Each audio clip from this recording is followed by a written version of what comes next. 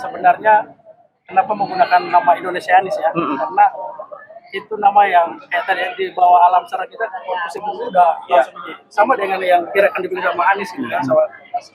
Nah kita mau ingin menyatukan itu. Jadi Indonesia itu adalah rumah besar kita dan sosok yang dirindukan itulah yang namanya Anies Rashid Baswedan. Kenapa itu kita tidak kasih dua, tetap satu. Jadi Indonesia dan Anies itu menjadi satu sebagai satu kesatuan. Dan ya kenapa kita itu agak tarik Bang Anies ke tengah gitu. Jadi yaitu maksudnya jangan sampai dibilang bahwa nanti kayak dia kanan-kanan sekali gitu. Jadi kita tuh mau jadi rumah besar seperti bagaimana Bang Anies menjadikan Jakarta itu sebagai etalase Indonesia.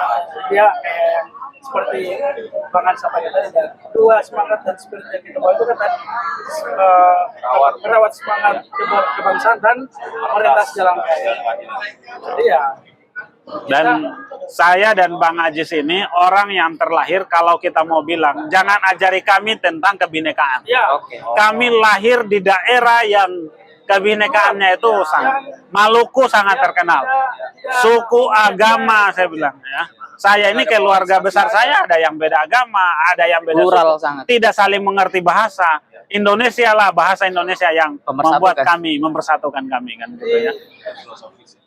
Jadi kita juga tarik juga teman-teman ini kan, makanya di video itu kan mungkin nanti bisa ditangkap apa sih pesannya. Ya pesan yang kita sampaikan di video itu.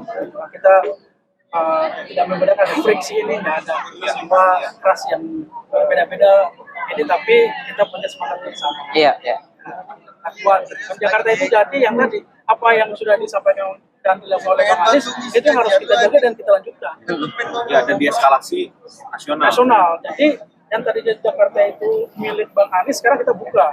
Ya. Jadi dia harus menjadi milik Indonesia. Jadi kemajuan di Jakarta juga harus bisa dirasakan oleh wilayah lain.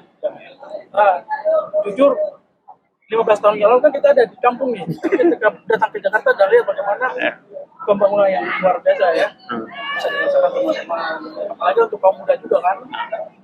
Jadi kayak di Indonesia Anies itu kan anak-anak muda semua tuh. Iya. Ya ada yang cewek juga kan. Mas Bintang. Kalau tadi juga ada tagline tuh Bang, good guys stick together. Itu apa semangat yang pengen disampaikan lewat itu tadi? Ya, jadi gini.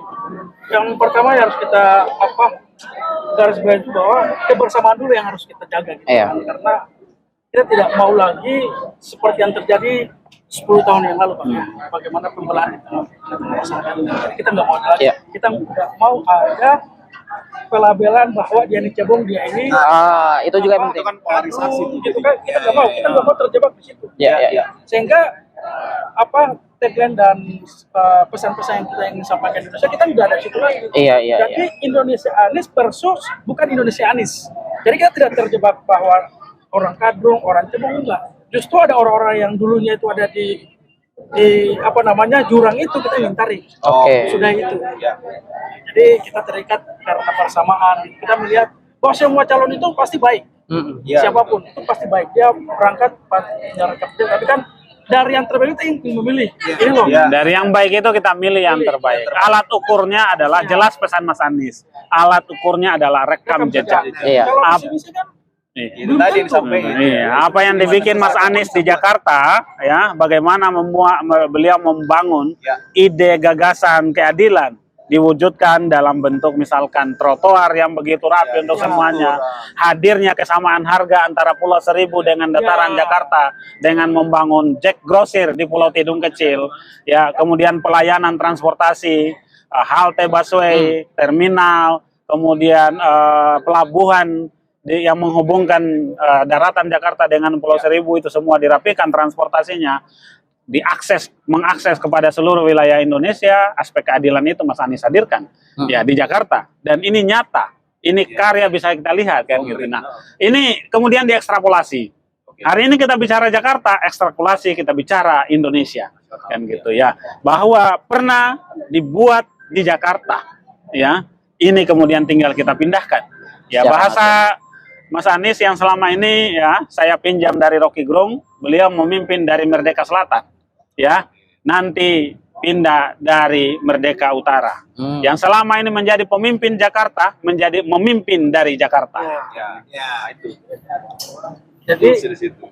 jadi itu tadi kita harus menyebar apa ya kenyamanan dan kesejahteraan yang di ini.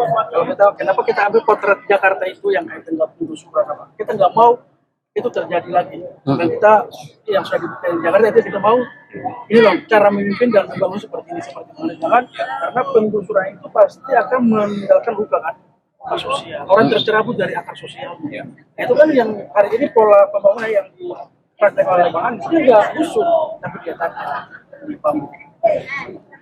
Karena sebenarnya membangun rumah kembali itu bukan sesuatu yang ini. Sebenarnya yang harus dijaga itu apa? Akar kehidupan itu. Iya. Karena kan orang hari ini kalau sudah digusur dia akan kehilangan Ya, dia kehilangan. apa? Sejarahnya dia lahir di situ, dia temannya di situ, dia bermain di situ. Nah itu yang di kampung akuarium kan banyak. Kita mau potret itu sih sebenarnya kita mau sampaikan. Di place lah ya. Itu. Seperti yang kita bilang, kenapa? Kenapa kayak ada 3 hal yang bisa membuat Republik ini bubar ya. Kalau kita salah mengelola. Yang pertama, orang tercerabut dari sumber daya kehidupan. Tercerabut begini, jangan karena atas nama pembangunan, terus orang-orang kayak di wilayah apa terdampak itu sulit kehilangan sumber daya alam. Contohnya, ada tambang, ya kan, nikel apa segala macam, atas apa di Morowali sana. ya itu kan orang-orang itu kan kasihan. Pembangunan masuk tapi mereka tercerabut dari Iya, sumber daya mereka alamnya. terdampak. Justru pembangunan tidak menambah bagaimana mereka bisa survive, bisa hidup, bisa sejahtera. Saat orang kehilangan sumber daya alam. Yang kedua, orang merasa tidak nyaman. Keamanan itu susah didapatkan. Orang diteror, orang bisa dipukul, orang bisa dibunuh sama negara. Ini kan itu harus. Yang ketiga apa? Sulitnya menemukan keamanan. Jadi 3 itu yang harus dipastikan oleh pemimpin. Nah yang tadi kan, kenapa di ujungnya itu kita bikin meretas jalan kaki. Oh iya. Di belakangnya kita angkat spirit kebangsaan. Ya, pesan Mas Anies tadi jelas menyampaikan kan gitu bahwa bagaimana kontinuitas dipertahankan, dijalankan, tetapi kemudian juga menghadirkan pembaharuan, perbaikan. Ya, yang sudah bagus kita lanjutkan, yang masih perlu pembenahan kita benahi, kita perbaiki. Sebab apa? Hakikatnya hidup ini kan adalah perubahan. Dan perubahan itu haruslah perbaikan. Ya, ini jelas. Generasi kita harus lebih baik dari generasi orang tua kita. Ya. Dan anak-anak kita harus lebih baik daripada kita. Ya. Hari ini kita mempersiapkan ya masa depan anak-anak kita. Dan ini butuh peran kita semua. Anak-anak bangsa ini, ya. Usia kan masih usia pro. Kalau kami ini ya mungkin udah mau wassalam ini ya. Tapi muda, Pak. tapi teman-teman ini kan masih 20-an kan gitu ya. Ya 2035, 2040 kan teman-teman ini yang memimpin kan gitu. Kita mempersiapkan itu kan gitu ya.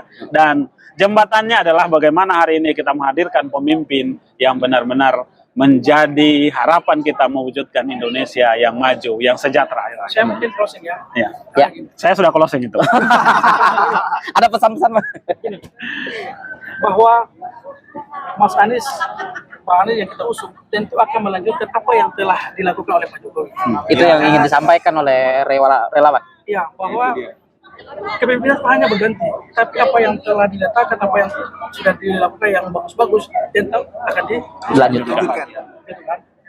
Nah, hal yang memang masih kurang kan, pemimpin kan pasti juga ada kekurangan. Iya. Nah, itu kan fungsi keberlanjutan itu. Kita pada makanya tadi kita datang bukan mencari lawan Indonesia, enggak.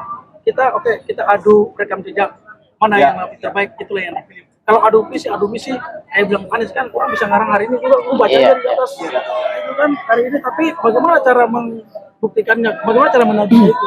Tapi kalau orang, jadi kenapa orang itu sulit untuk membuang orang? Kenapa orang itu sulit untuk membunuh? Kenapa? Yang dia bertanggung jawab itu langkah yang telah dia lakukan sebelumnya. Ada jejak-jejaknya. Sekali kalau dia berbuat salah, sekali dia berbuat bohong, semua yang dia Bagaimana alat ukurnya? Ya, ada 4 poin yang saya tawarkan alat ukur rekam jejak ini. 1, ya, mari kita lihat rekam jejak pribadinya, karakternya, ya, sampai menyentuh keluarganya, sifatnya, kecerdasannya, kompetensinya. Silakan. Yang kedua, mereka-mereka ini kan di antara banyak nama yang muncul ini adalah hari ini menjabat, hari ini pernah punya karya, ya. Maka mari kita lihat kebijakannya, ya. mana banyak kita bikin daftar list yang kebijakannya paling banyak dihasilkan untuk memberikan kebermanfaatan bagi masyarakat. Yang ketiga, mari kita lihat karya yang dari kebijakan itu kemudian menghasilkan fisik, infrastruktur. Ya, contoh kalau Mas Anies jelas terlihat itu. Kalau kita mau bilang Mas Anies tidak membangun, segede Gabang itu Jakarta International Stadium dan gitu ya, dan masih banyak lagi kan gitu ya, flyover misalkan ya, trotoar di halamannya kantor PDIP itu. Nah, ini contohnya. Berikutnya mari kita lihat penghargaan-penghargaan. Penghargaan dari lembaga independen itu adalah bentuk pengakuan atas karya yang dilakukan. Nah, ya.